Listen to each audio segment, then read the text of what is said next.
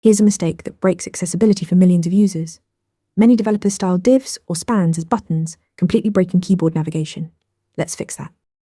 The first rule of keyboard accessible buttons is to use the semantic button element. The HTML button tag gives you keyboard support automatically. It's focusable by default, responds to enter and space keys, and works with screen readers. When you use a div or span instead, you lose all of that for free functionality. The browser has to treat it as just a regular container, not an interactive element. If you absolutely must use a non-button element, you need to make it focusable. Add tab index equals 0 to include it in the natural tab order. You'll also need to add role equals button to tell assistive technologies this element behaves like a button. Without these attributes, keyboard users can't even reach your button.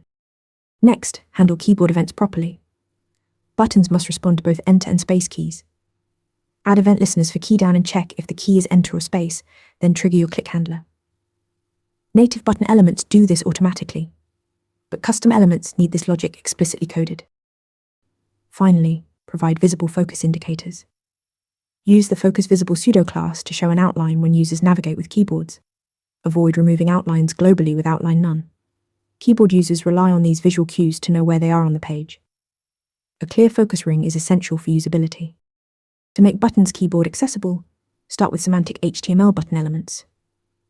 If you can't, add proper ARIA roles, focusability, keyboard event handlers, and visible focus styles. Practice this on Interview Mentor to ace your next interview. Ready to practice for your next interview? Interview Mentor lets you answer real questions just like this one.